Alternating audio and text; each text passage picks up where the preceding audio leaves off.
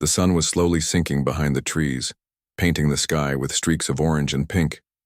The park buzzed softly with life, children laughing as they chased each other around, couples walking hand in hand along the winding paths, and birds chirping their evening songs. It was one of those rare moments when everything seemed peaceful, untouched by the chaos of the world. In the middle of it all sat Amara Williams, a young woman whose presence added a quiet charm to the scene. Amara had just finished a long shift at the hospital where she worked as a nurse.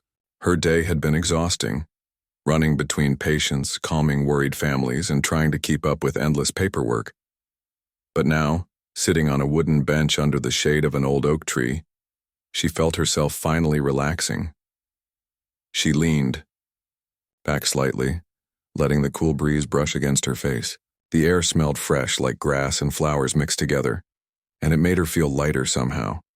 She pulled out her phone and scrolled through social media, pausing occasionally to read updates from friends or glance at photos of cute puppies and funny memes. Every now and then, she looked up to take in the beauty around her. A group of kids played tag near the swings, their giggles echoing across the park. An elderly man fed breadcrumbs to pigeons gathered at his feet, smiling gently as they fluttered around him. It was simple, everyday stuff, but to Amara, these little moments mattered more than anything else. Her dark curls framed her face perfectly, catching the golden light of the setting sun. Her skin glowed warmly, reflecting the last rays of daylight. She wore a plain hoodie and jeans, nothing fancy, yet there was something about her that stood out. Maybe it was the way she carried herself, with confidence and grace. Or maybe it was the kindness in her eyes that gave her an almost magnetic quality. People passing by couldn't help but notice her, even if only for a second, but not everyone saw her the same way. Across the park, 2 police officers were patrolling the area. Officer Grayson, tall and broad-shouldered, walked with an air of authority that bordered on arrogance. His partner, Officer Monroe, shorter but equally stern-looking, followed closely behind. They weren't particularly liked in the community.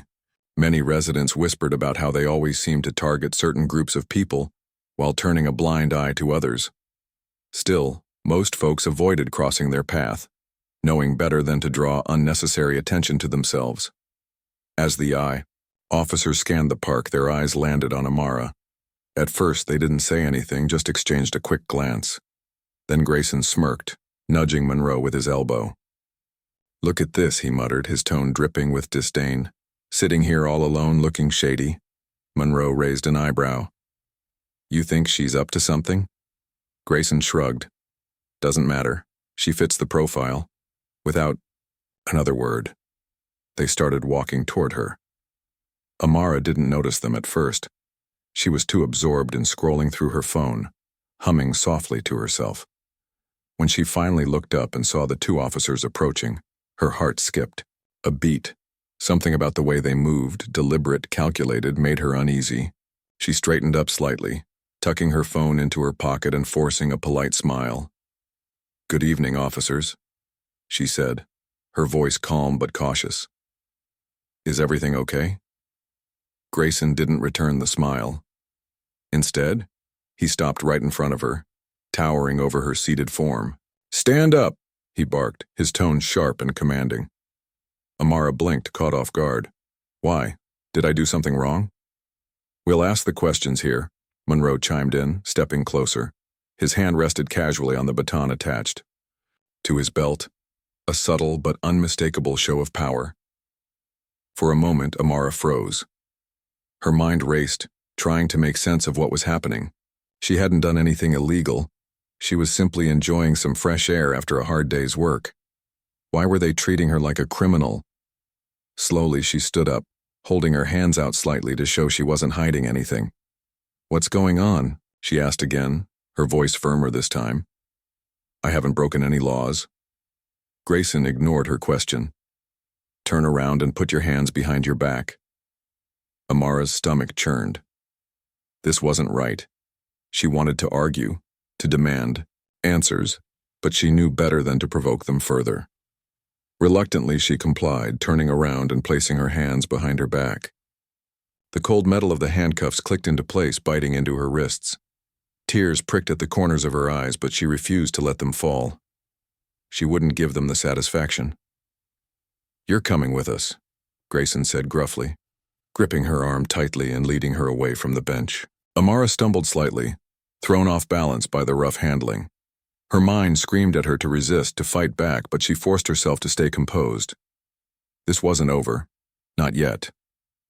As they walked past the playground, several people turned to watch. Some looked confused, unsure of what was happening. Others quickly averted their gaze, unwilling to get involved. A mother clutched her child closer, whispering something inaudible. Amara kept her head high, refusing to let the officers see her fear. Deep down, though, she couldn't shake the feeling that this was far from fair. Little did she know, someone was watching and recording. The moment Amara felt the cold bite of the handcuffs around her wrists, a wave of disbelief washed over her. How could this be happening? She had done nothing wrong, nothing at all. Her heart pounded in her chest as she tried to steady herself, both physically and emotionally.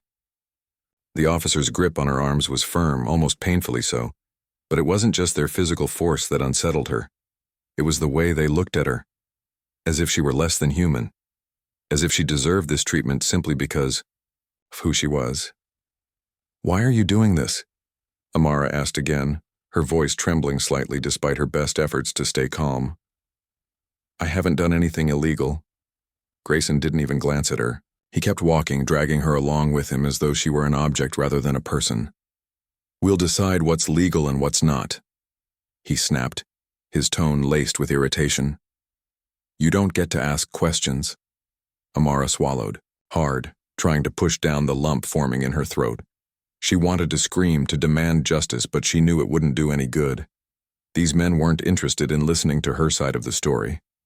They had already made up their minds about her before they even approached her. All she could do now was try to hold on to whatever dignity she had left. As they reached the patrol car parked near the edge of the park, Monroe stepped forward and opened the back door.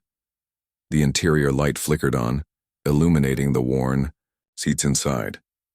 Amara hesitated for a split second, her mind racing with thoughts of what might come next. Would they take her to the station? Would anyone believe her when she told them she was innocent? Or would she be stuck in some bureaucratic nightmare, forced to prove her worth to people who had already judged her? "Get in," Monroe ordered, his voice sharp and impatient. Amara took a deep breath, steeling herself for what lay ahead. She slid into the back seat, wincing as the metal cuffs dug into her skin. The door slammed shut behind her, trapping her in the confined space. Through the window, she could see Grayson rummaging through her bag, pulling out items one by one and tossing them onto the hood of the car. Her wallet, her keys, her book, they all landed with careless thuds, as though they meant nothing. "What are you looking for?" Amara called out, leaning forward as far as the seatbelt allowed. "There's nothing in there." Monroe ignored her, instead focusing on flipping through the pages of her book. "What's this?" he sneered, holding it up for Grayson to see. "Some kind of self-help nonsense?" "It's a novel," Amara shot back, her frustration bubbling to the surface. "It's called reading. Maybe you should try it sometime." Grayson chuckled darkly, clearly amused by her response. "Oh, look at this," he said mockingly. "She's got jokes too, real funny stuff." His sarcasm stung, but Amara refused to let him see how much it hurt. Instead, she sat back against the seat, crossing her arms as best she could with her hands cuffed behind her back. She stared straight ahead, refusing to meet their eyes. If they thought they could intimidate her into submission, they were sorely mistaken. For several minutes, the officers continued their invasive search, rifling through every pocket and compartment of her bag. They examined her phone case, inspected her water bottle, and even sniffed her lip balm as though expecting to find something incriminating. When they found nothing suspicious, their irritation grew visibly. Their movements became more aggressive, their words sharper. "You think you're smart, don't you?" Grayson muttered, slamming her wallet shut after checking its contents. "Acting all innocent while sitting out here alone." "I am innocent," Amara retorted, her voice rising slightly. "Why won't you listen to me? I haven't done anything wrong." Save it, Monroe interjected, cutting her off mid-sentence. No one cares about your excuses. Amara clenched her jaw, biting back the angry retort that threatened to spill out. She knew arguing with them would only make things worse, but staying silent felt equally unbearable. Every word they spoke, every action they took, was a reminder of how little they respected her. To them, she wasn't a person deserving of basic decency. She was just another statistic, another faceless victim of their prejudice. As the officers finished their search and began packing her belongings back into her bag, Amara noticed something strange. Out of the corner of her eye, she saw movement, a figure standing nearby watching the scene unfold. At first, she couldn't tell who it was or why they were there, but then she realized someone was recording the entire encounter on their phone. Her heart leapt with a mix of hope and fear. On one hand, having evidence of this injustice could be crucial in proving her innocence. On the other hand, she worried about what might happen if the officers caught wind of it. Would they retaliate against her, or worse, against the person filming? The man holding the phone was young, probably in his early 20s, with short-cropped hair and athletic build. He stood at a safe distance, his expression serious as he captured every detail of the interaction. His name was Marcus, though Amara didn't know that yet. What she did know was that his presence gave her a small sense of relief. She wasn't entirely alone in this anymore. When Grayson finally turned his attention away from her bag and toward the growing crowd of onlookers, Marcus quickly lowered his phone, pretending to scroll through something unrelated. But he didn't leave. Instead, he lingered nearby, waiting for the right moment to intervene, or at least to ensure he got the footage he needed. "You," Grayson barked suddenly, pointing at Marcus. "What are you doing over there?" Marcus froze for a fraction of a second before forcing a casual smile. "Just taking a walk," he replied, his tone light but cautious. "Is there a problem?" Grayson narrowed his eyes, studying him closely. For a moment, it seemed like he might approach Marcus, but then Monroe stepped in, nudging him gently. "Forget it," Monroe muttered. "He's not worth our time." Reluctantly, Grayson turned his attention back to Amara, shoving her bag into the trunk of the patrol car. "All right, let's go," he said gruffly, climbing into the driver's seat. Monroe followed suit, slamming his door shut with unnecessary force. As the engine roared to life, Amara glanced out the window one last time, searching for Marcus. Their eyes met briefly, and she saw something in his gaze that she hadn't felt in a long time: solidarity. In that fleeting moment, she understood that she wasn't fighting this battle alone. Someone out there believed her, and that made all the difference. With a heavy sigh, Amara leaned back against the seat, staring out the window as the park faded into the distance. Whatever came next, she knew one thing for certain. This wasn't over. Not by a long shot. The ride in the patrol car was suffocating. The air inside felt heavy, thick with tension and the faint smell of leather mixed with something stale, perhaps remnants of past arrests or spilled coffee. Amara sat stiffly in the back seat, her hands still cuffed behind her back, her body pressed awkwardly against the hard plastic divider. Every bump in the road sent a jolt through her, but it wasn't the physical discomfort that weighed on her most, it was the humiliation. Through the window, she watched the familiar sights of her neighborhood blur past. The park, where she had been enjoying a quiet evening just moments ago, now seemed like a distant memory.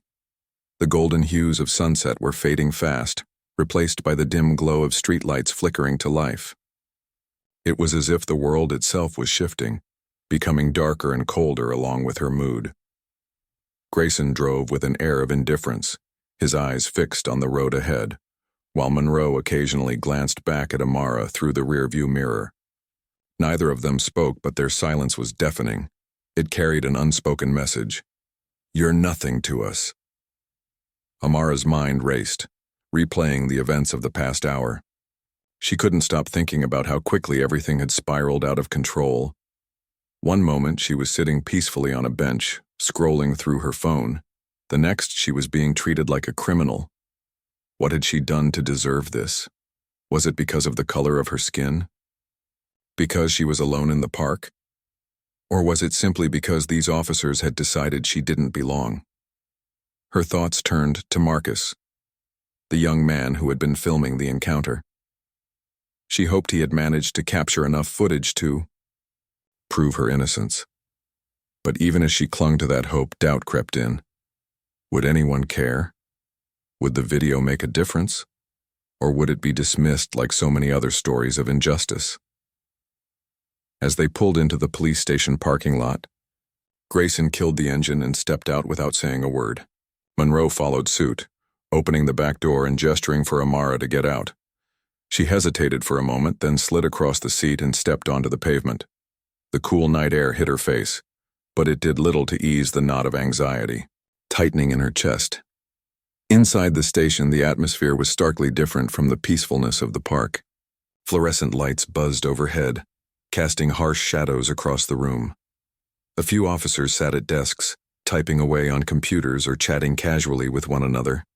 None of them paid much attention to Amara as she was led down a narrow hallway and into a small interrogation room. The room was bare except for a metal table bolted to the floor and two chairs, one on each side. Grayson motioned for her to sit and she complied, lowering herself onto the cold, hard surface. Her hands were still cuffed behind her back, making it uncomfortable to sit upright. But she didn't complain. She knew better than to give them any reason to escalate things further. Monroe took a seat across from her, leaning forward slightly with his elbows resting on the table. His expression was unreadable, but there was a glint in his eye that made Amara uneasy. Grayson stood near, the door, arms crossed, watching silently. "So," Monroe began, his voice low and deliberate, "let's start from the beginning. Why were you in the park tonight?" Amara blinked, taken aback by the question. "I already told you. I was just sitting there. I work long shifts at the hospital, and I needed some fresh air." "Hospital? Huh?" Monroe said, raising an eyebrow. "What do you do there?" "I'm a nurse," she replied, her tone firm despite the circumstances. "I take care of patients." Monroe exchanged a glance with Grayson, who smirked faintly. "A nurse, huh? That's funny. You don't look like someone who helps people." Amara felt a surge of anger bubbling beneath the surface, but she forced herself to stay calm. "Looks can be deceiving," she said evenly. "But I don't think my appearance has anything to do with why I'm here." "Oh, it has everything to do with it," Grayson interjected, stepping closer. His towering frame loomed over her, and his shadow fell across the table. "People like you always have something to hide." "People like me?" Amara repeated, her voice rising slightly. "What does that even mean? Are you talking about my job, my clothes, or is it because I'm black?" Grayson's jaw tightened, and for a split second Amara thought he might lash out, but instead he leaned down until his face was inches from hers. "Watch your tone," he growled. "You're not in a position to accuse anyone of anything." Amara swallowed hard, her heart pounding in her ears. She wanted to scream, to tell him exactly what she thought of his behavior, but she knew it wouldn't help. These men weren't interested in fairness or justice. They were looking for excuses to justify their actions. Monroe cleared his throat, breaking the tense silence. "Let's cut to the chase," he said, pulling out a notepad. "Have you ever been arrested before?" "No," Amara answered immediately. "I've never been in trouble with the law." "Convenient," Monroe muttered under his breath, scribbling something down. "And yet here we are." Amara clenched her fists behind her back, her nails digging into her palms. She could feel tears pricking at the corners of her eyes, but she refused to let them fall. Crying wouldn't change anything. It wouldn't make these men see her as a human being. Instead, she focused on steadying her breathing, reminding herself that she hadn't done anything wrong. For nearly an hour, the officers peppered her with questions, circling around the same topics again and again. They asked about her family, her friends, her daily routine. They grilled her about why she chose that particular park, why she was sitting alone, and whether she had seen anyone suspicious earlier that day. Each time she answered honestly, they seemed to grow more frustrated, as though they were disappointed not to find evidence of wrongdoing. Finally, Monroe leaned back in his chair, exhaling loudly. "All right, that's enough for now," he said, closing his notepad. "We'll keep you here overnight while we investigate further." "What?" Amara exclaimed, her voice cracking with disbelief. "You can't just hold me here without charging me. I haven't done anything." "That's not your call to make," Grayson snapped, grabbing her arm roughly and hauling her to her feet. "Come on." Amara stumbled as he dragged her out of the room and down the hallway. Her legs felt weak and her mind was spinning with questions. How could this be happening? Would anyone come to her defense? And what would happen if no one believed her story? As they led her to a holding cell, she caught sight of another officer watching from behind a desk. He looked younger than Grayson and Monroe, with kinder eyes and a less imposing presence. For a brief moment, their gazes met, and Amara thought she saw a flicker of sympathy in his expression. But before she could read too much into it, Grayson shoved her forward, breaking the connection. The cell was small and bleak, with concrete walls and a single bench running along one side. There was no window, no source of natural light, just a faint bulb hanging from the ceiling. Amara sank onto the bench, her body trembling with exhaustion and frustration. She rested her forehead against the cool wall, trying to steady her racing thoughts. Despite everything, she refused to let despair take hold. Deep down, she knew she hadn't done anything wrong, and she vowed to fight back no matter how difficult the battle might be. Whatever happened next, she would face it with courage and resilience. After all, she had spent her life caring for others. Surely someone would stand up for her when she needed it most. Little did she know, thousands of miles away, or rather, just a few clicks online, her story was already spreading like wildfire. The cool night air wrapped around Marcus as he jogged through the park, his earbuds playing a soft beat that matched the rhythm of his steps. He had been running this route for months, always at the same time, just as the sun dipped below the horizon and the world transitioned from day to night. It was his favorite part of the day, a chance to clear his mind after long hours spent studying for his nursing exams. But tonight something felt different. As Marcus rounded the corner near the oak tree where Amara had been sitting just moments earlier, he noticed a commotion. Two police officers stood over a young woman who looked visibly distressed. Her hands were cuffed behind her back, and she seemed to be pleading with them, though her voice was too faint to make out clearly. Something about the scene struck Marcus as deeply wrong. The way the officers loomed over her, their body language aggressive and dismissive, it didn't sit right with him. He slowed his pace, pretending to stretch while keeping one eye on the unfolding drama. His instincts screamed at him to intervene, but years of living in a community where tensions between law enforcement and residents often ran high had taught him caution. Stepping in directly could escalate things further, putting both himself and the woman in greater danger. Instead, Marcus reached into the pocket of his running shorts and pulled out his phone. With trembling fingers, he opened the camera app and began recording. At first, he kept his distance, framing the shot carefully so it captured the interaction without drawing attention to himself. The video started with a wide angle, showing the officers standing over Amara as she sat helplessly on the bench.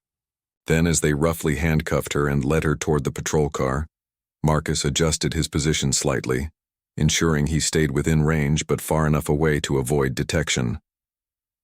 Through the lens of his phone, Marcus watched as the officers rifled through Amara's belongings, tossing her personal items onto the hood of the car with careless disdain.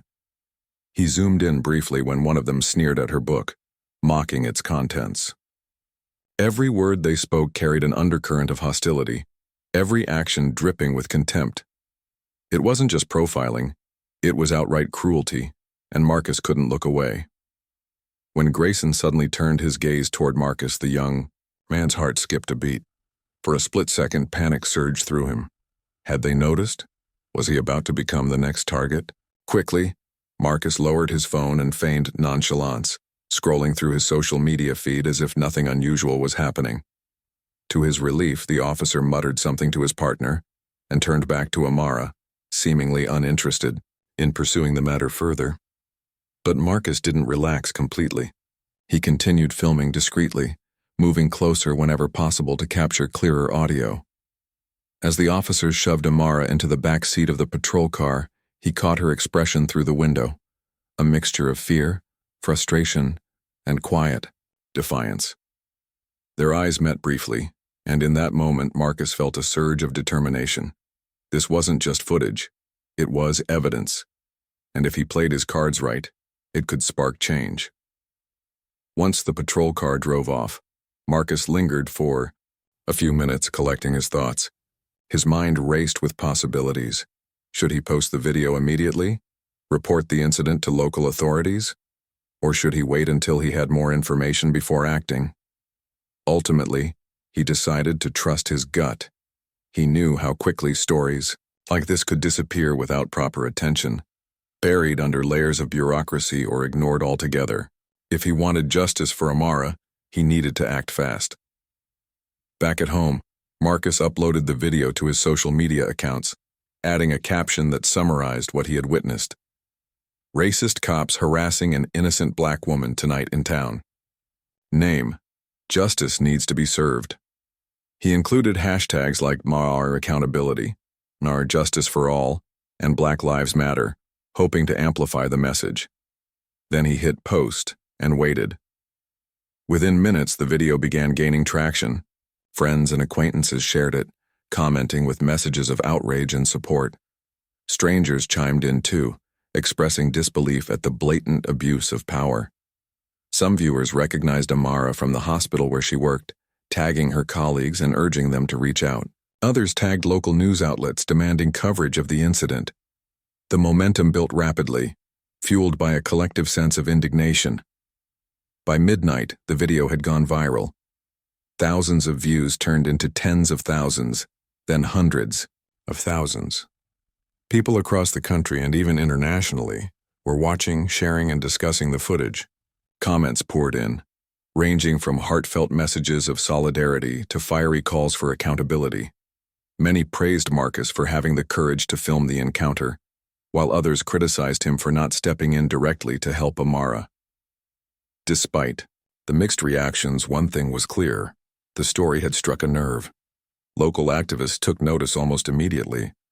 A grassroots organization called Voices for Justice reached out to Marcus via direct message, asking for permission to use the video in their advocacy efforts. They assured him they would protect Amara's identity unless she chose to come forward herself. Marcus agreed, grateful for their offer of support. In return, they promised to connect him with legal resources and help coordinate a public response. Meanwhile, reporters from major news networks picked up the story, amplifying its reach even further. Anchors discussed the incident during primetime broadcasts, showing clips of the video alongside interviews with experts on police misconduct and racial profiling. Talk shows debated the ethics of law enforcement practices, using Amara's case as a focal point. Even late-night comedians weighed in, using humor to highlight the absurdity of the situation. As the hours passed, Marcus found himself inundated with messages from people wanting to know more. Some thanked him for shining a light on systemic racism, while others questioned whether he had edited the video or fabricated details. He responded patiently to each inquiry, explaining exactly what he had seen and why he believed it was important to share. Though the sudden attention was overwhelming, he refused to shy away from the spotlight. He owed it to Amara, and to everyone else who had experienced similar injustices, to keep the conversation going. Amidst the chaos, Marcus received a private message from someone claiming to be Amara's sister. She introduced herself as Tia and explained that she had seen the video online. "Thank you for standing up for my sister," she wrote. "She's going through so much right now, and knowing that someone cared enough to speak out means the world to us." Touched by her words, Marcus replied, offering his support and promising to do whatever he could to help. Together, they exchanged contact information and began brainstorming ways to ensure Amara's voice was heard once the dust settled. Tia revealed that their family was already working with lawyers and planning a press conference to address the growing public outcry. By morning, the entire town was buzzing with talk of the incident. Conversations erupted in coffee shops, schools, and workplaces, with opinions divided but emotions running high. Some defended the officers, arguing that they were simply doing their jobs, while others condemned their actions as racist and unjustified. Protest signs began appearing in front yards, and petitions calling for an investigation into the officers' conduct started circulating online. At the center of it all was Marcus, whose simple act of bravery had ignited a firestorm. He never imagined that recording a video on his evening run would lead to such widespread impact. Yet as he scrolled through the endless stream of comments and shares, he realized something profound. Sometimes all it takes is one person willing to step up and say, "This isn't right." And in doing so, Marcus had given a voice to the voiceless, proving that even in the face of overwhelming odds, courage and compassion can inspire change. The morning sun filtered through the blinds of Amara's small holding cell, casting thin streaks of light across the cold gray walls. She hadn't slept, not really. The hard bench offered no comfort, and her mind refused to quiet down.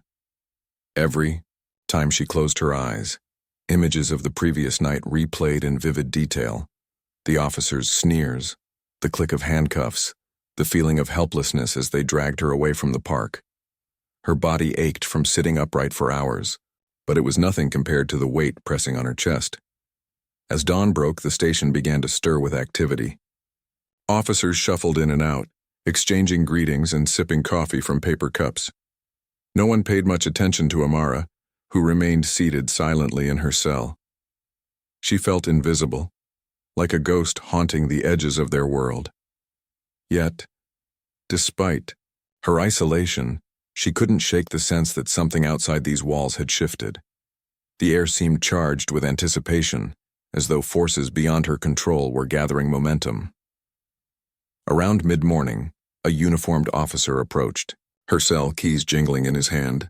"You've got visitors," he announced gruffly, unlocking the door without meeting her gaze. Visitors? Amara's heart skipped a beat. Who could possibly be here for her? Her family lived miles away, and aside from a few close friends, she hadn't told anyone about her ordeal. As she stepped into the hallway, blinking against the brighter lights, she saw them waiting for her. A group of familiar faces that made her knees buckle with relief. First was Tia, her older sister, whose warm smile never failed to make Amara feel safe. Beside her stood Marcus, the young man who had filmed the incident in the park. And then there were others, friends from work, neighbors she barely knew by name, even some patients she had cared for at the hospital. They had come together not just as individuals, but as a united front ready to stand by her side. "Amara," Tia said softly, pulling her into a tight embrace. "We're here for you. You're not alone." Tears welled up in Amara's eyes, spilling over before she could stop them. For the first time since the arrest, she allowed herself to cry, not out of fear or frustration, but because she finally felt seen. These people believed her. They understood what she was going through, and they weren't going to let her face it alone. Marcus stepped forward next, his expression earnest. "I'm so sorry this happened to you," he said, his voice steady but tinged with emotion. "But I promise you, we're going to fight back. Together." He handed her a folder filled with printed screenshots of social media posts, news articles, and messages of support from strangers all over the country. "Your story has gone viral," he explained. "People are outraged and they want justice. We're organizing protests, reaching out to lawyers, and making sure your voice is heard." Amara flipped through the pages, overwhelmed by the sheer volume of responses. Thousands of people had watched Marcus's video, shared it, and added their voices to the growing chorus demanding accountability. Some left heartfelt comments praising her strength. Others vowed to take action against systemic racism in their own communities. It was surreal and humbling to realize how far-reaching the impact had been. One particular message caught her eye. A nurse from another state wrote, "I see myself in you, and it breaks my heart to know that this kind of injustice still exists. Thank you for being brave enough to endure this so we can shine a light on it. We're with you every step of the way." Her hands trembled as she set the folder down. She had always known prejudice existed. It wasn't something she could ignore, But seeing it laid bare like this, knowing that countless others shared her pain, ignited a fire within her. If her experience could spark change, then maybe it wouldn't have been in vain. Later that afternoon, Amara and her supporters met with a team of civil rights attorneys who had volunteered to represent her pro bono. Led by a seasoned lawyer named Ms. Carter, the group listened intently as Amara recounted the events of the previous evening. Their faces remained impassive throughout her retelling, but their sharp questions revealed the depth of their commitment to building a strong case. "This isn't just about holding those officers accountable," Ms. Carter said firmly. "It's about exposing the systemic issues that allowed this to happen in the first place. We'll file formal complaints, push for an independent investigation, and ensure that your story becomes part of a larger movement for reform." Amara nodded, feeling a mix of gratitude and determination. She didn't want revenge. She wanted justice. She wanted to prove that no one deserved to be treated the way she had been treated, regardless of their race, gender, or background. Outside the police station, the community was mobilizing. Flyers plastered telephone poles and shop windows, announcing a rally scheduled for later that week. Local activists set up tables in busy areas, handing out information and encouraging residents to attend. Social media buzzed with updates, hashtags trending nationwide as more people joined the call for action. That evening, Amara sat with Tia and Marcus at her kitchen table, poring over plans for the upcoming protest. The three of them brainstormed slogans, designed banners, and coordinated logistics. Though exhaustion lingered in her bones, Amara found herself energized by the collective effort. Each task brought her closer to reclaiming her power, transforming her trauma into fuel for change. "I never imagined something like this would happen to me," Amara admitted quietly, staring at a blank poster board. "But if it's going to make people pay attention, then I guess it's worth it." "You're stronger than you think," Tia replied, squeezing her hand. "And you're inspiring others to speak up too. That's how movements start, with one person refusing to stay silent." Marcus nodded in agreement. "People are watching now," he added. "They're listening. What happened to you won't be swept under the rug this time." As the hours passed, Amara felt a shift within herself. The fear and anger that had consumed her earlier were still present, but they no longer controlled her. Instead, they fueled her resolve. She realized that while she couldn't undo what had happened, she could shape what came next. By sharing her story, she gave others permission to share theirs, and together they created a ripple effect that reached farther than any of them could have anticipated. When the clock struck midnight, Amara finally allowed herself to rest. She lay in bed, staring at the ceiling, replaying the day's events in her mind. Despite everything, she felt a glimmer of hope. The road ahead wouldn't be easy, but she wasn't walking it alone. With her family, friends, and an entire community standing beside her, she knew she could face whatever challenges lay ahead. And as she drifted off to sleep, she whispered a silent promise to herself. This isn't the end. It's only the beginning.